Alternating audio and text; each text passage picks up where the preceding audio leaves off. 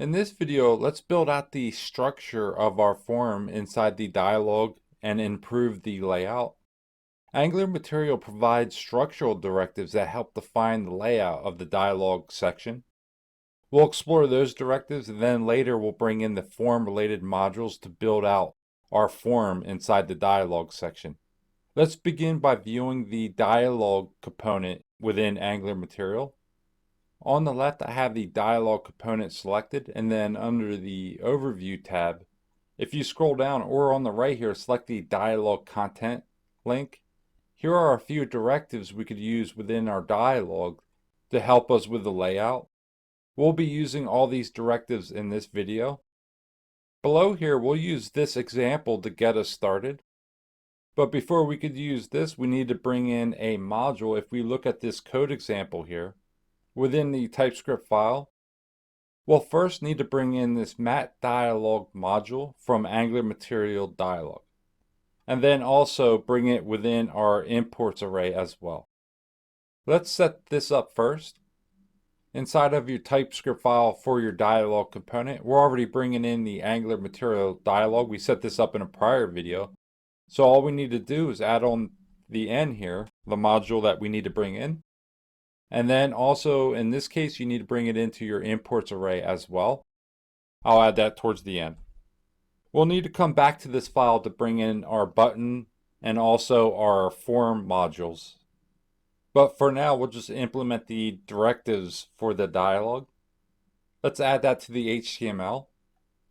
And this form here, I'll comment this out for now, and we'll replace this shortly, or actually remove it shortly.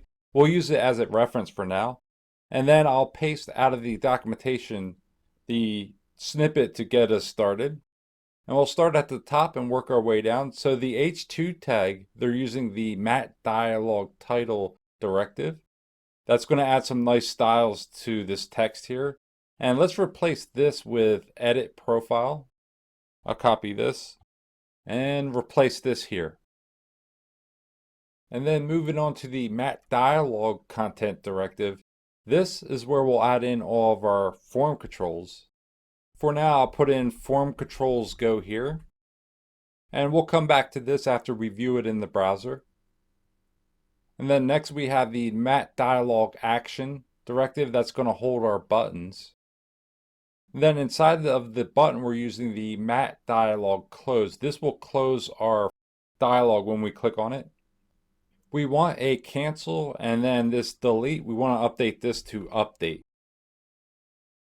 This is a good starting point. Before we add in our form, let's view this in the browser. And now when we look inside the dialog, you should see some styles being applied. This is our title, then the content section. Then you'll also notice the buttons are down at the bottom to the right, and that is thanks to the mat dialog action directive.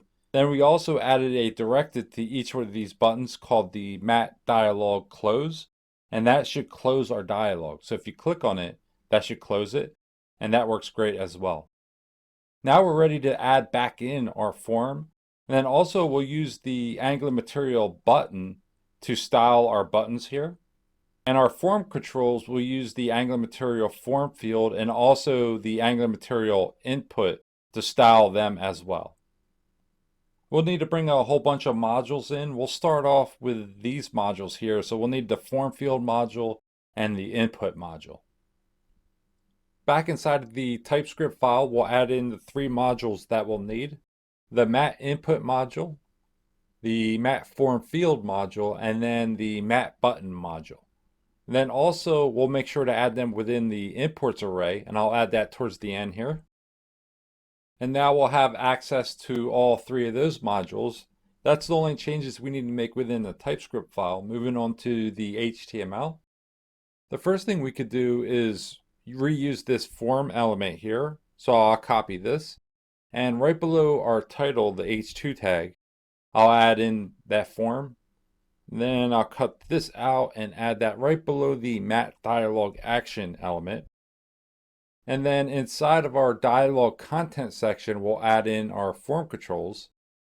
And thanks to the form field module, we now have access to this mat form field instead of doing it the way we were doing it.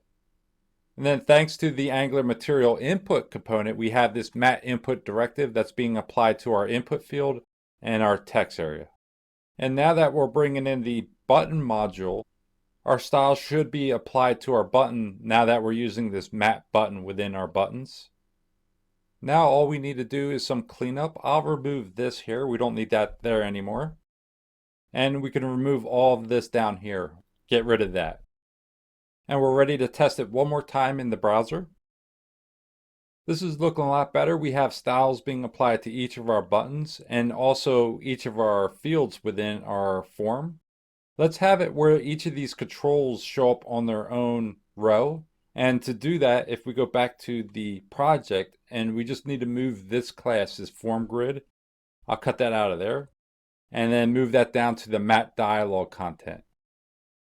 And what that is doing, if we open up the style sheet, we're setting this to display grid, and then we're using the full width class on each one of our grids, and we're having it where it eats up the whole width of the container it's within.